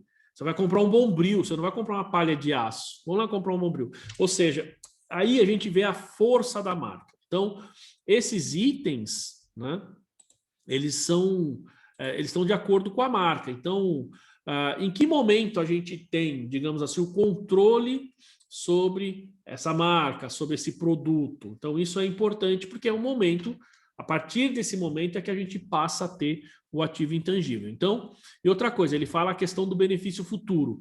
Então, se você vai comprar, veja só que o fato de você comprar uma palha de aço e chamar isso de Bombril, veja que a marca por si só, o Danone e outros itens que a gente falou, essa marca leva você a gerar benefício econômico futuro. Ah, vou comprar um Mac, vamos lá no Mac. Né? A gente fala, vamos lá no Mac. Você vai lá, você compra um lanche e tal. Veja que a própria marca, certo? Ela gera, digamos, benefício futuro. Quando você tem, por exemplo, uma marca como essa minha aqui, essa Pocopets e tal, isso gera benefício futuro para mim? Eu consigo mensurar isso? É difícil. Né? É difícil, porque não é exatamente a marca que gera o benefício. Tá? A gente tem outros fatores, mas não necessariamente a marca. Professor, você vê como a marca tem poder. Eu falei com S, com Z aqui, e minha mãe falou, não, mas Z não é com S. Quer ver? Foi na geladeira, pegou, era outra marca. Aí, tá vendo? Viu? Olha aí. Exatamente. Essa daí vocês não sabiam. Você não sabia, né, Edu? Porque esse maisena aí é aquele com Z que a gente vê, aquela caixinha amarelinha. Aquilo é você não compra cereais, você compra sucrilhos. Vou no mercado comprar sucrilhos, você não vai comprar cereal, não é assim? Veja que a força da marca. Então, a própria força dessas marcas gera benefício econômico. Agora, tem outras que não. Né? Tem outras que você tem empresa aí que tem uma marca legal, tal, não sei o que, é bonito, um logotipo bonito, mas você não compra por conta da marca. Você não compra por conta... Você compra porque você tem outros fatores, né? Professor, mas tem caso que a marca perde também, que a marca perde um pouco o poder, né? Porque agora todo mundo fala leite condensado, né? Antes era leite moça, né? Exatamente. Mas ainda assim, né? Veja, a marca Leite Moça tem uma força bastante grande. É a mesma coisa, hoje muita gente fala assim, eu lembro que quando eu era moleque, todo mundo gostava do Toddy e não gostava muito do Nescau. Hoje parece que as pessoas, o Nescau é muito forte, então você não fala, vamos comprar um achocolatado. Vamos comprar um Nescau, ou vamos comprar um Toddy. Você vai comprar um achocolatado, vamos comprar um Nescau. Você chega lá, você compra um Toddy, né? Mas você está comprando um achocolatado. Eu ia dar um outro exemplo aqui, me fugiu agora. Puxa vida, tinha um exemplo interessante também que me fugiu, né? Olha lá, ó, você vai comprar o São Paulo ali, é isso? Né? O café, por exemplo. Qual o exemplo, Edu? Só para provocar a mesa. Né? Puxa, tinha um exemplo agora que eu ia dar, esqueci. Mas, enfim, não sei se ficou claro, pessoal. Então, essa coisa do ativo, ela é importante, esse conceito que tem que gerar benefício futuro. Então, a marca é o que gera esse benefício, um ativo intangível, tá? Lembrei o exemplo. Só para... Vou falar esse exemplo e voltar. O Edu falou assim, às vezes a gente tem determinados exemplos que... Hoje vocês compram carne lá no mercado e conseguem... Pessoal, desculpa, vocês estão me ouvindo ou não? Caiu aí a minha... Sim, agora sim. Caiu minha conexão aí. Estranho. O Edu foi mostrar a caneca de São Paulo, até caiu a conexão. Caiu a conexão, exatamente. Né? Então, se cair a conexão, pessoal, não se desesperem, tá? Esperem aí um pouquinho que, na verdade, é assim, eu tô na conexão do escritório aqui. Então, se caiu, espere um minutinho que eu mudo a conexão e vou na conexão do celular, porque aí uma não está ligada com a outra. E o pior é que a conexão aqui, na verdade, assim, não apareceu que ela caiu. Na aula passada, aliás, bem no finalzinho caiu, né, gente? Hoje ela não mostrou aqui que caiu, mas simplesmente saiu aí. Não sei se eu apertei alguma coisa errada também, né? Às vezes eu posso ter apertado alguma coisa aqui. Enfim, só ia dar voltando então no exemplo, tá? Vocês conseguem ir lá no mercado hoje comprar carne da JBS? Da Friboi? Vocês compram carne da Friboi? Por que não? Você não consegue achar, Edu? Todo mundo aí compra, não? Acho que eles vendem com outra marca, né? Então, Friboi, né? Não agora, depois daquele escândalo do Temer lá, aquele escândalo lá da Lava Jato, que apareceu os dois irmãos lá da JBS lá, não sei o quê, assim, as vendas caíram absurdamente, eles foram lá e trocaram a marca. Então, hoje tem um outro nome aí que eu não me lembro agora, e as pessoas continuam comprando carne da JBS, mas não sabem que é da JBS. E isso aconteceu por conta daquela questão que teve lá como é que chama? Da Lava Jato e tal. Então, nesses casos, pessoal, veja que também nós temos aí uma perda que pode ocorrer por conta da marca, tá? Se isso ocorre, a gente também tem que reconhecer perdas, a gente vai ter que reconhecer aí, fazer o impairment, tá? A gente vai ver aí que vai ter um impairment também nesses casos, tá? Bom, a gente tem o valor contábil, então isso aqui é tranquilo, ó. É o valor pelo qual o ativo é reconhecido no balanço após a dedução da amortização acumulada e perda por desvalorização. Então, esse caso da JBS ou outros casos aí, por exemplo, a gente tem uma perda por desvalorização e aí a gente tem que reconhecer via impairment CPC 01. Aqui também tem o custo, que é exatamente igual ao imobilizado, propriedade para investimento, que a gente já viu. Então, o montante de caixa, o equivalente pago ou o valor justo de outra remuneração, dado então para adquirir, fala, importante, na data da aquisição ou construção, ou ainda, se for o caso, o valor atribuído ao ativo quando inicialmente reconhecido. Por que ele fala aquisição ou construção? Você fala assim, você constrói um ativo intangível? Sim. Vamos supor, a gente já falou, nós demos aqui vários exemplos de software, tá? Então, se você estiver desenvolvendo um software e atender as características que ele fala aqui, eu posso registrar esse software no meu ativo intangível, desde que eu atenda algumas coisas que a gente vai ter que ver aqui. Né? Primeiro, de forma rápida, eu consigo mensurar o custo do desenvolvimento do software? Eu consigo, embora ele seja desenvolvido internamente, tá? Ele vai gerar benefício econômico, eu tenho capacidade para utilizar, tenho capacidade técnica e financeira para isso. Então, se você atender todos esses itens, pessoal, então você pode registrar isso na sua contabilidade como ativo intangível. Professor, lá onde eu trabalho, tem uma conta lá que a gente não, acho que a gente utiliza só em uma empresa, mas se chama custo de desenvolvedor, é intangível, porque é o estudo técnico falar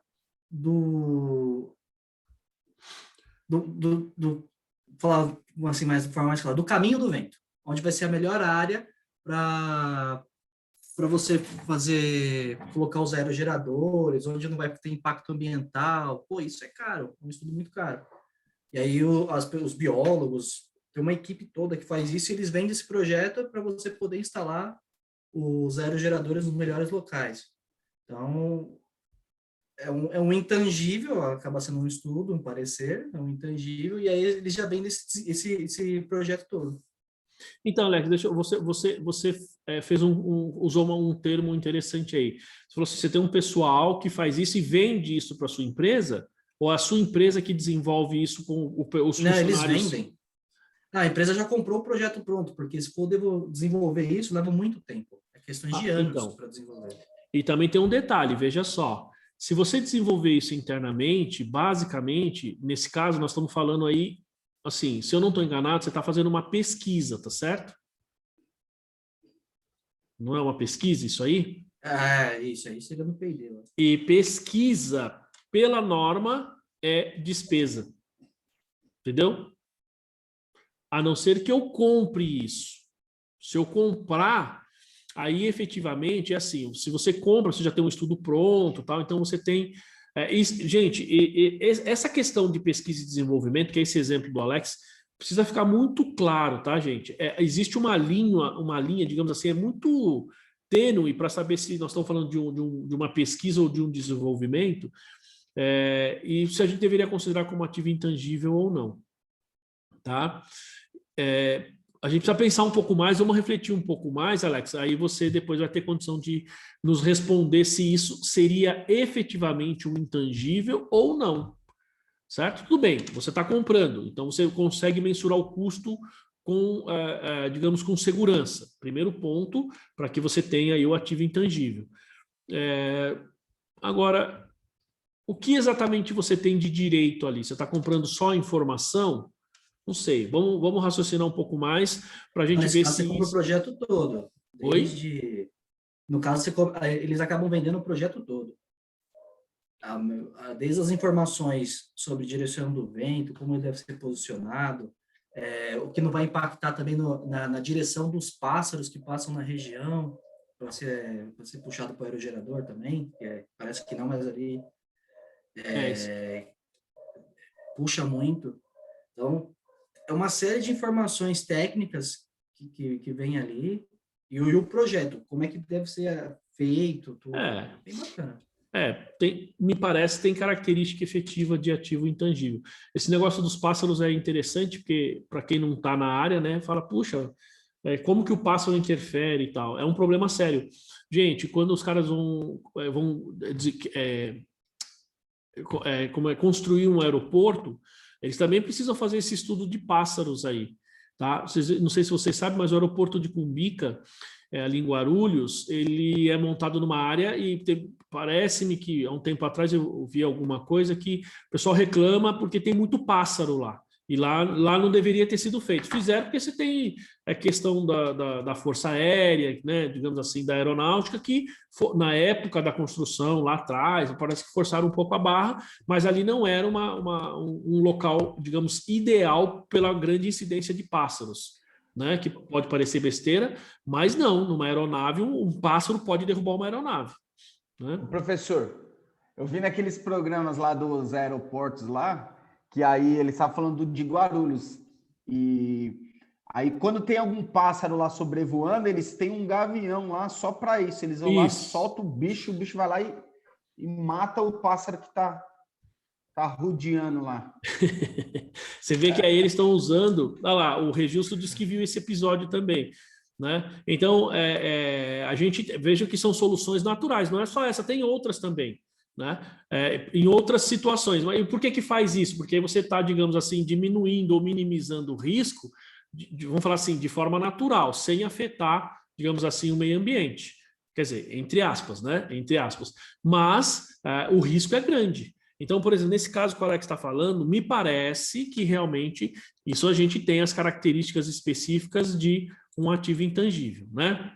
Bom, então, veja que aqui ele fala, então, da aquisição. Então, esse caso do projeto, por exemplo, que o Alex falou, é uma aquisição, mas eu posso ter a questão da construção. Eu estou desenvolvendo um software ao longo do tempo, tal, não sei o quê, estou ali construindo, tenho todos os custos, tenho todas as características, eu estou construindo. Então, seria efetivamente um ativo intangível, tá?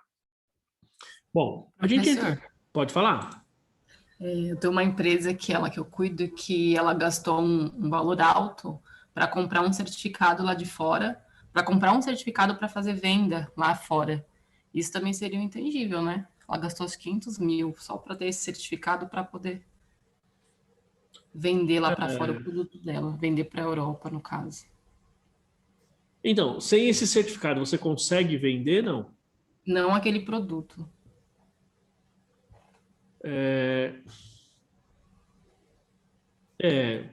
Puxa, tá vendo? Ó, é difícil... Porque eu entendo assim, que esse certificado, vamos supor, se eu vendo a minha empresa, ele agrega valor, né? Eu vou ter esse certificado, então eu vou poder ter receita devido a esse certificado, né? Se eu não tivesse, eu não teria.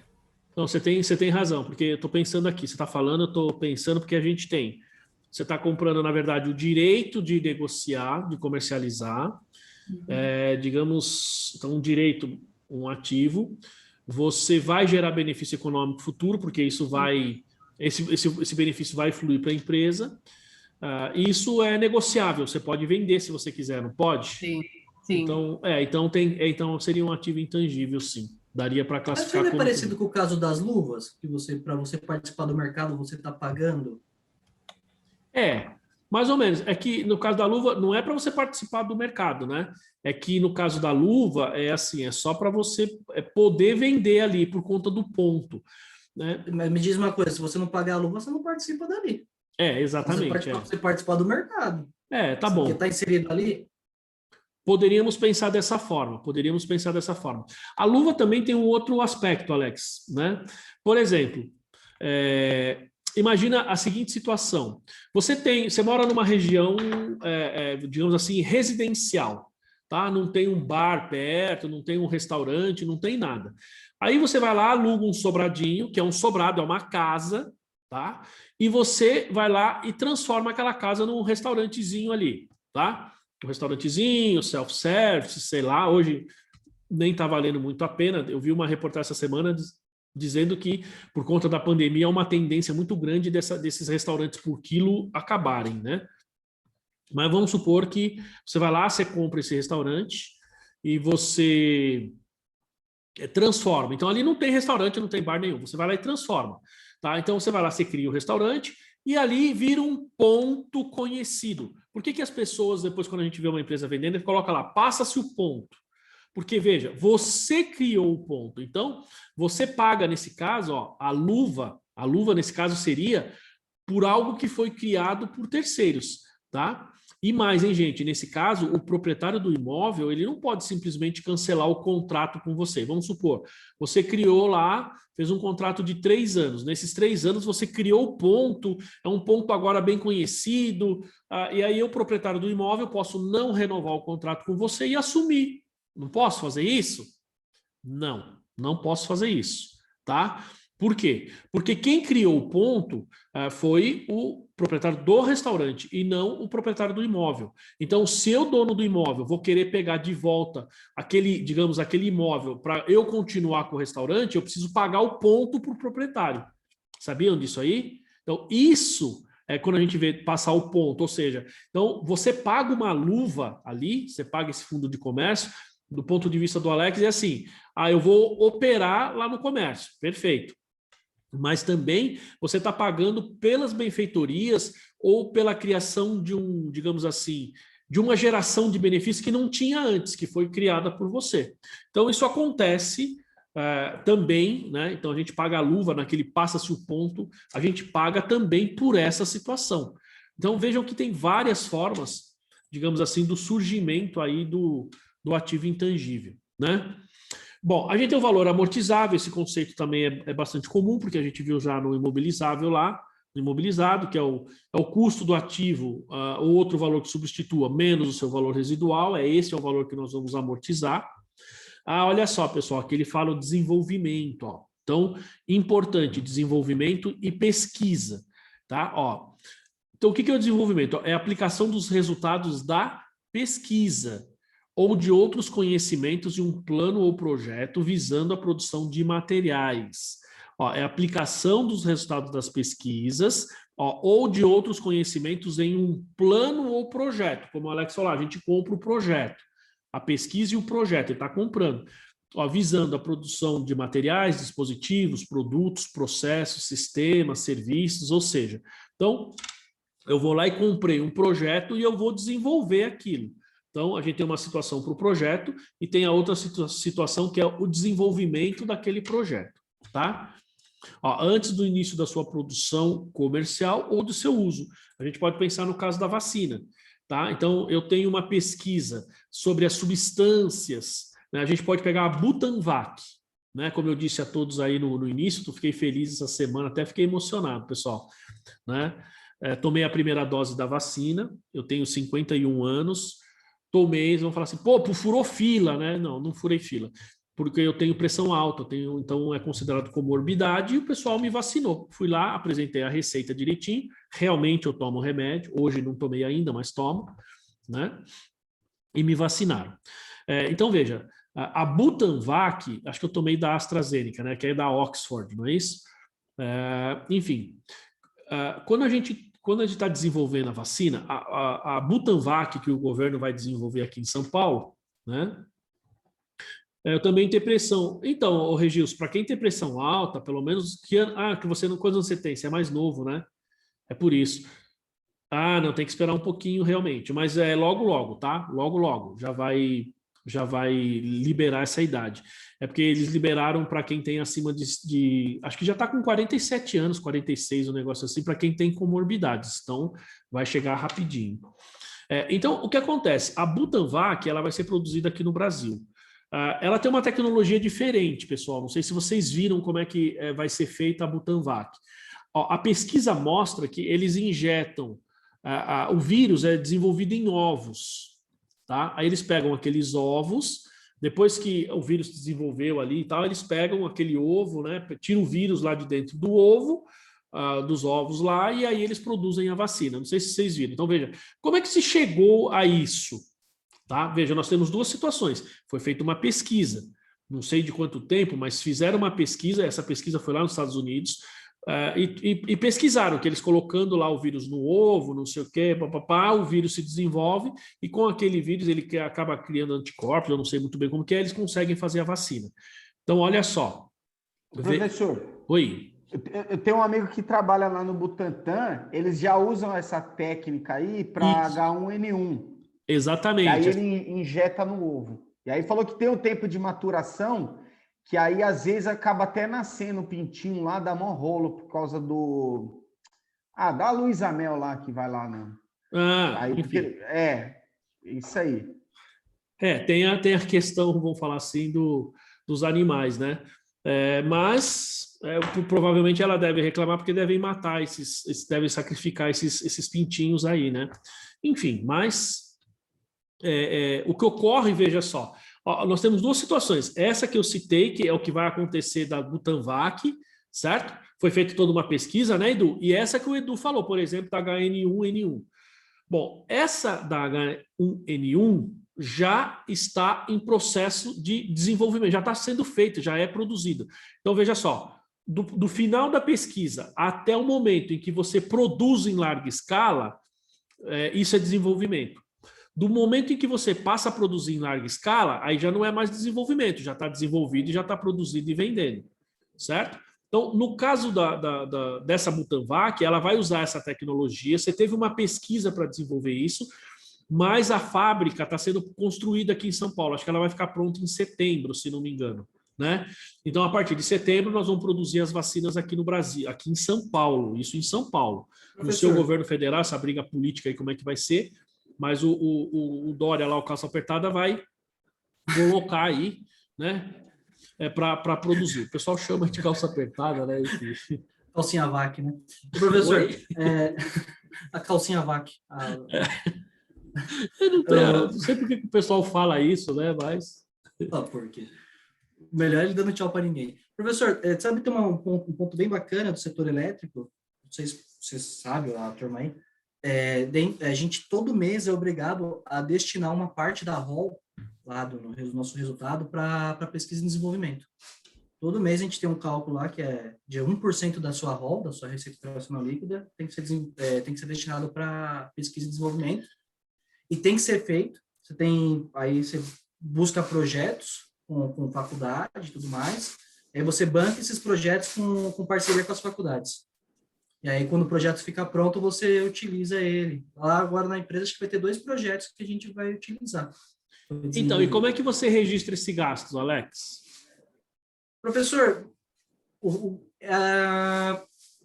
tem, porque vem notas fiscais, né, que as faculdades lá, elas vão fazer as compras de qualquer compra que eles fazem, emite nota e a empresa paga. E emite o nome da nossa empresa. Então, tem o controle certinho. Qualquer gasto que é feito por projeto, inclusive até o custo da auditoria, que esses projetos são auditados, ele entra também. É tudo registrado. Não, tudo bem. Mas você registra isso como ativo ou como despesa? Os gastos são ativados. Ativados?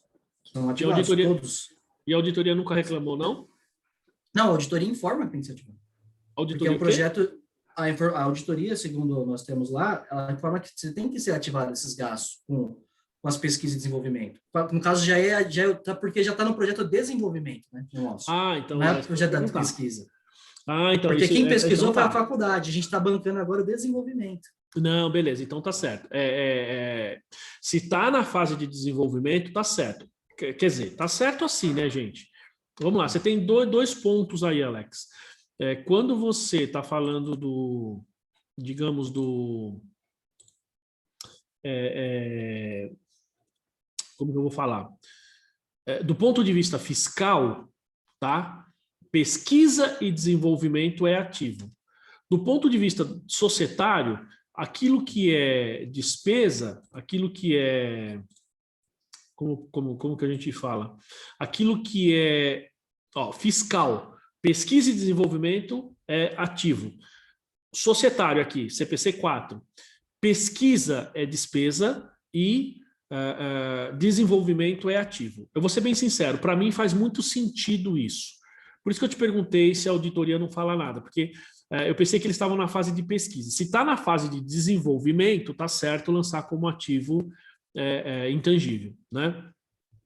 Nós vamos ver mais para frente aqui, eu já estou adiantando, estou fazendo um spoiler aqui, que ele fala assim, quando você tem um gasto com um ativo intangível, no momento da pesquisa, você ainda não está apto, você ainda não tem condições de ter certeza, ou digamos assim, não é provável que aquilo vai gerar benefício econômico futuro. Então, se eu não tenho essa probabilidade, eu não consigo atender o princípio ou o conceito de ativo, porque o ativo diz que são gastos que vão gerar benefício econômico futuro.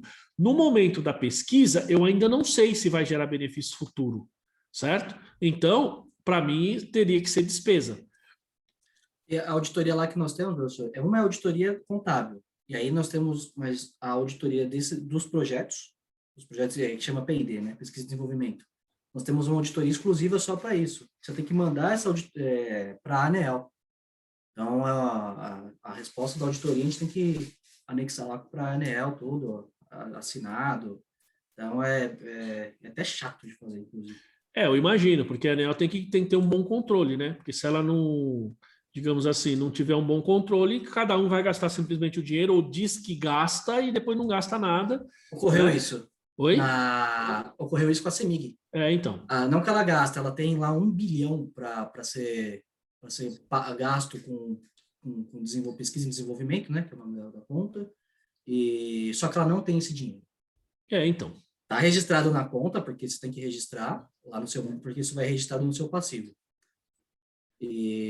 Só que isso é uma obrigação que você tem que fazer, então por isso que ele vai registrar no ativo. Então, e aí eles estão endividados até o pescoço e tem que gastar mais de 1 bilhão em desenvolvimento e pesquisa e eles não têm dinheiro. Muito provavelmente, porque se eles receberem esse recurso, eles gastaram esse dinheiro com outra coisa. Não é isso? Né? Foi um caso grave que aconteceu lá com a diretoria. Então. Foi em 2014, está até nos jornais. Então, aí você usa esse recurso, veja só. E aí como é que você, digamos, pode, vamos falar assim, registrar como ativo, que a contrapartida seria ativo em tese, se você não tem perspectiva de geração de benefício futuro. Então, esse caso nem poderia ser ou nem deveria ser como um ativo intangível, porque você não consegue, digamos, assim, não vou falar comprovar, né, porque a gente nunca comprova, mas pelo menos uma expectativa provável de geração de benefício econômico. E aí você não atende o conceito de ativo, né? Esse é o grande problema. Tá? Por isso que essa questão do desenvolvimento é muito importante. Então, por exemplo, eu posso pegar aqui, a questão do meu site, por exemplo, está em desenvolvimento, tá? E simplesmente lançar como ativo intangível, poderia? Bom, veja, o custo da plataforma, quer dizer, eu não estou desenvolvendo a plataforma, eu estou colocando os meus dados na plataforma, eu estou dando lá a minha cara na plataforma, tá? Mas a plataforma não é minha, eu pago por essa plataforma, eu fiz assinatura aí por 1 ano e depois vou renovar, enfim, mas veja, e esse gasto seria despesa. Agora, para quem vende ou para quem aluga essa plataforma, né? Para quem oferece ou gera esse direito, para eles desenvolveram a plataforma.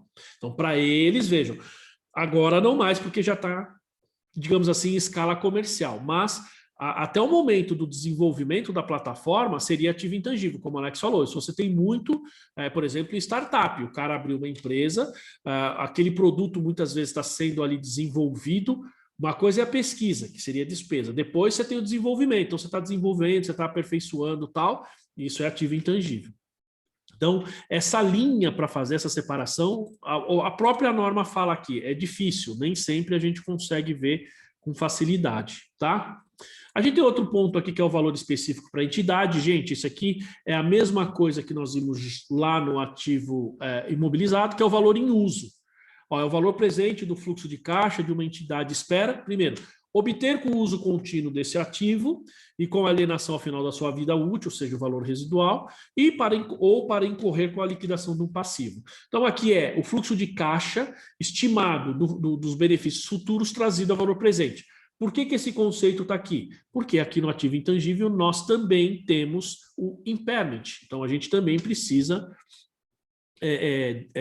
considerar a mesma coisa, o valor justo.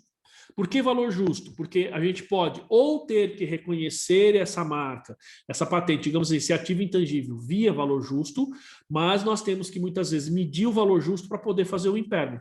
Então, de novo, ó, é o valor pago pelo um ativo que pode ser negociado entre partes interessadas, né? Esse aqui vocês já cansaram de ouvir aí, porque a maior parte dos CPCs ele fala, ó, são conhecedoras do negócio, independentes entre si, com ausência de fatores que pressionem para a liquidação da transação ou caracterizem uma transação compulsória, né?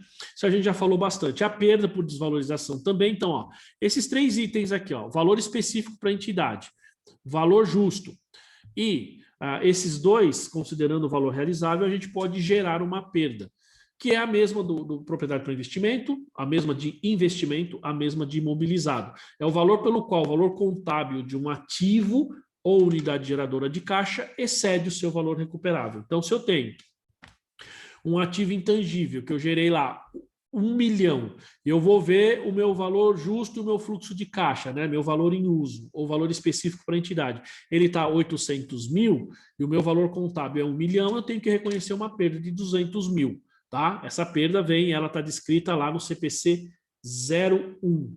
Tá? E aí, pessoal, então antes da gente sair para tomar um cafezinho, olha aqui, ó, então a gente tem um conceito de ativo intangível. Na sequência, a gente ainda tem mais algumas definições, tá? Acho que só tem isso daqui. Aí a gente entra ali no que é um ativo intangível, tá? Muito bem, pessoal, mas vamos ver o conceito, basicamente, de ativo intangível. Eu não vou entrar muito no detalhe, mas ele fala, porque a gente vai ver na sequência, mas ele fala assim, ó, ativo intangível. Então, ó, é um ativo não monetário, identificável e sem substância física. Não, é um ativo não monetário, identificável, sem substância física. Tá?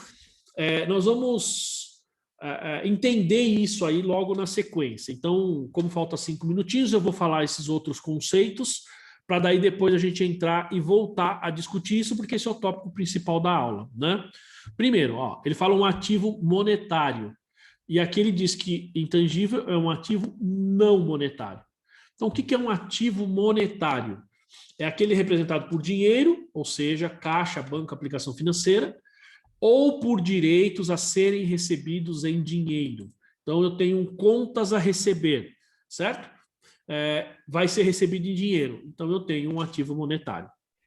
Professor, ativo monetário é aquele que vai virar dinheiro na próxima etapa, né? Exatamente o que eu ia falar. O Edu lembra bem do conceito, né, Edu? Né? É exatamente isso. Então, veja que a próxima etapa da realização, ou, aqui nós estamos falando de ativo, mas o passivo, o conceito é o mesmo, tá? Então, o que é um passivo monetário? É aquele que a próxima etapa dele é a exigência do pagamento em dinheiro. No caso do ativo, é digamos assim, a transformação em dinheiro. Deixa eu perguntar para vocês, o estoque é um ativo monetário ou não monetário? O estoque, monetário ou não monetário? Se for vendido à vista, monetário. A prazo, não monetário. Não, ele é não monetário. Aí você fala, mas vendi à vista, ele transformou em dinheiro, certo? Mas veja, o seu esforço foi para transformar em dinheiro ou seu esforço foi para vender? Para vender. Percebeu? Não sei se ficou claro, pessoal, esse é o conceito. Tá? Então, quando o seu esforço, lógico, por que a gente diz isso, gente? Porque o nosso objetivo final na empresa é transformar tudo em dinheiro. Eu estou aqui no meu escritório agora, tudo que tem aqui dentro, embora sejam bens e tal, o objetivo é gerar dinheiro, certo? É gerar dinheiro. Por quê? Porque, basicamente, esses ativos, o próprio conceito, vou usar no negócio, vou usar na operação para transformar em dinheiro, né? Tomando cuidado com o Deus Mamon, não é isso? Não é isso? Né? Ou seja, o Deus dinheiro aí, para a gente não querer transformar o dinheiro na coisa mais importante da nossa vida, mas assim, ele ajuda muito. Não é pecado ser rico e nem é pecado ganhar dinheiro de forma honesta, evidentemente, porque a gente vai dar conforto para a família. Gente, se vocês tivessem dinheiro hoje, bastante, de sobra, vocês não iam para os Estados Unidos para ser vacinado lá? Porque nos Estados Unidos você pode chegar lá e ser vacinado agora. Já está todo mundo vacinando, independentemente. Roberto Justo fez isso, né? Ele fez isso.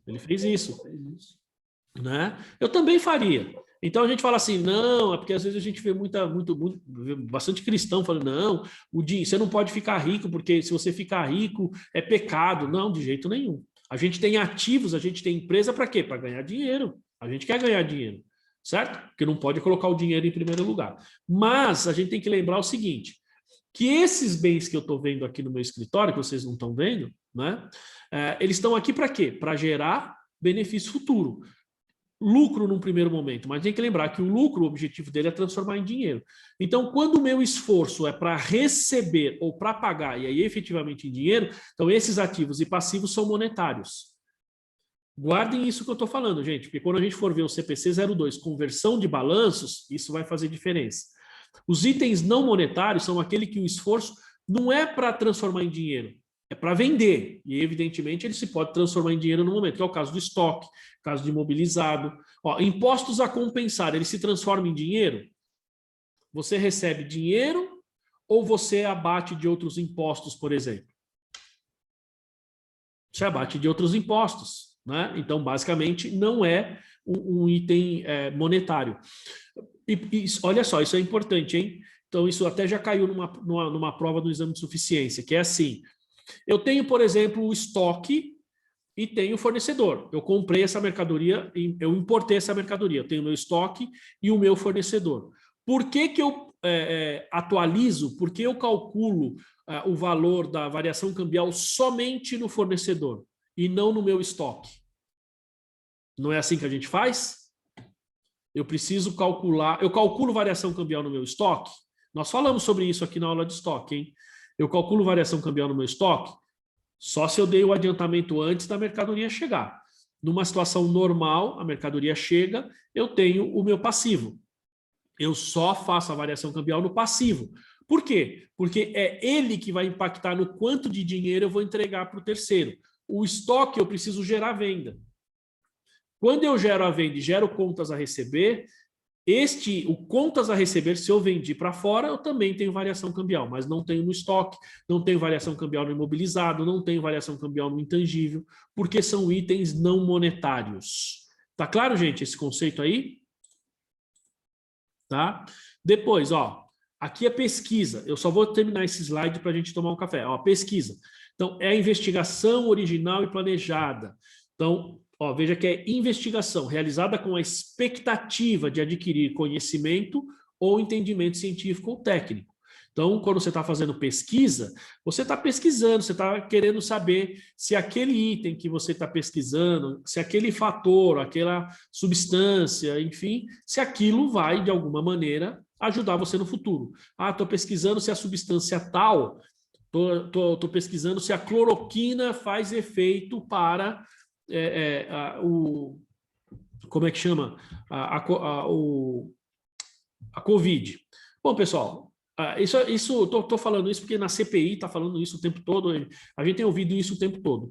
Tem gente que diz o seguinte, a cloroquina ajuda contra a Covid. Tem gente que diz o seguinte, a cloroquina não tem efeito. Gente, a cloroquina é um remédio para a febre amarela, se eu não estou me engano, né? Para malária, um negócio assim. Bom, então ela tem efeito para outras coisas, comprovadamente. Para o Covid, eu vi um monte de gente falando que tomou e que ficou bom, não sei o que e tal. Muito bem. Pode até ter feito efeito, tá? Agora, a gente precisa ver se essa pessoa foi curada porque tomou o remédio ou se ela se curou sozinha. Também tem isso, né? Porque tem gente que fica 14 dias em casa, faz a quarentena e o vírus não se torna tão agressivo. O fato é que, vejam que muita gente diz assim, e a comunidade científica diz isso. Não estou defendendo nenhum lado nem outro, tá, pessoal? Mas a comunidade científica diz, a cloroquina não tem efeito. Como é que os caras sabem isso? Porque pesquisaram, tá? Vejam que é uma pesquisa. Não é desenvolvimento. Então, a partir do olhar desta norma, esse tipo de gasto é uma despesa, tá? Ele vai ser uma despesa, não poderia ser um ativo, tá? O valor residual também vocês já sabem bem o conceito. Então, o valor residual de um ativo é o valor estimado que a entidade obteria com a venda, após deduzir as despesas estimadas de venda, caso o ativo já tivesse condição e a vida útil para aquele momento. A gente vai ter um comentário um pouco mais para frente com relação ao valor residual de ativo intangível, tá? E a vida útil também é o período de tempo no qual a entidade espera utilizar esse ativo intangível e o número de unidades de produção semelhantes que ela espera obter com a utilização. Nesse caso, basicamente, nós estamos falando de vida útil. Até pode ser unidade de produção, tá? A gente vai reparar também que a gente tem vida útil aqui, especificamente no intangível, vida útil definida e vida útil indefinida, tá? A gente vai ter as duas situações. E aqui a gente entra no conceito propriamente dito de ativo intangível, tá bom? Pessoal, até aí, tudo bem? Dúvidas, certezas, comentários aí? Não, tranquilo? Cada vez que eu estudo esses CPCs, cada vez eu sei que eu não sei mais nada. Alex, essa é uma sensação geral. Eu também vou ser sincero com você, cara. Eu tenho essa sensação também, viu? Ó, a Darlene tá dando risada ali. Às vezes, mas o que mudou muito aqui até agora? Até agora a gente só falou de conceito. Imagina a hora que entrar, então, no tópico principal. Muda um pouquinho. São muitos detalhes, cara. Muito detalhe.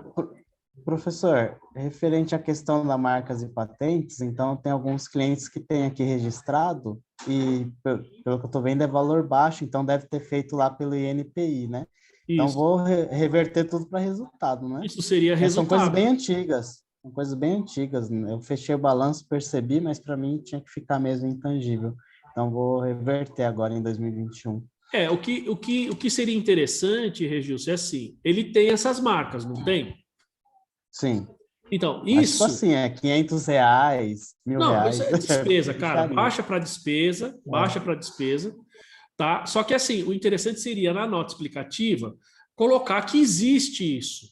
Porque, como o Alex falou, ele citou lá o capital intelectual. Lógico que na nota explicativa a gente não fala de capital intelectual, mas se você tem uma marca e uma patente que não está registrada na contabilidade por conta da norma, mas ela existe, você concorda? A Daiane fez o mesmo comentário. Ela impacta no valor da empresa, digamos assim. Então, na nota explicativa, você poderia colocar que existe, mas como você não consegue mensurar o valor com confiabilidade, existe, mas foi considerado no resultado do período. Entendeu? Beleza, tá ótimo. Isso seria o interessante. Até porque você não tem como medir o valor, quanto que vale? Foi desenvolvido internamente, tal. Você não consegue saber. Você pode falar, ó, a empresa possui marcas e patentes desenvolvidas internamente e por conta ou considerando o determinado no CPC 04, não devem ser registradas como ativo intangível, porque não se tem a probabilidade efetiva da geração de benefício econômico ou a definição clara do custo de aquisição. Então, elas existem, mas foram consideradas no resultado. Entendeu? Aí sim, hein? Dúvidas, pessoal? Beleza? Então tá bom. Eu vou cancelar aqui a gravação, tá? Vocês já sabem. Aí, na volta, o mesmo link, tá bom, gente? 15, 20 minutinhos aí. Então, 10h15 a gente tá de volta, 10 eu nunca lembro, 10h20, é isso? Então tá, eu até vou escrever isso aí, porque toda vez então 10h26 a gente está de volta, tá bom?